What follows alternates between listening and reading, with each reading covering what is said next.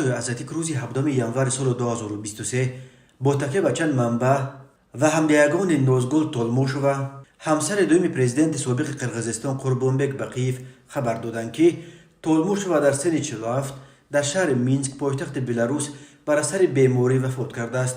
تفصیلات دیگر مرگ او معلوم نیست، ولی به گفته خویشاوندانش جنازه نازگل تولموشووا را الکی برای دفن به قرقیزستان آوردند و در دهه کزرمن نویه توغوستوره در ولایت جلال آباد برای مراسم دفن آمادگی می‌بینند. به این مناسبت همچون رمز ماتم در حوله خانواده تولموشووا در کزرمن یورت گذاشتند. معلوم نیست که آیا خود قربانبک بقیف در مراسم دفن همسر دومش اشتراک میکند یا نه. بقیف که 74 سال دارد، اینک 13 سال باز در بلاروس پناه میبرد و در قرقیزستان او را غایبانه به 30 سال زندان محکوم کردند و همچنان برای جنایت‌های در دوران پرزیدنتیش در سالهای 2005-2010 صادر کرده تحت جستجو قرار دارد.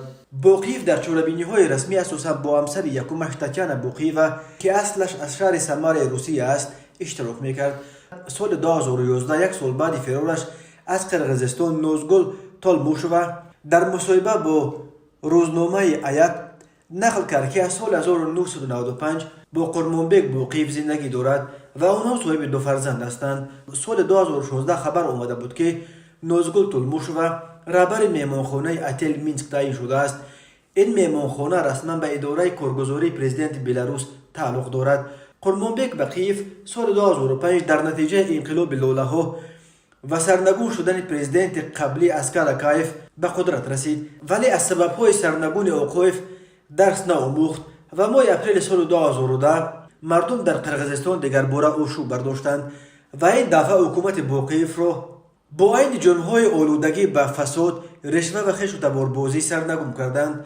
در جریان اعتراض‌های ضد رژیم بقیف 90 کس کشته شد و بقیف همراه خانواده سرشمارش از کشور فرار کرد و به بلاروس پناه برد. بقیف و پسر کلانیش مرد در غیبشان در قرقیزستان هر کدام به 30 سال زندان محکوم شده.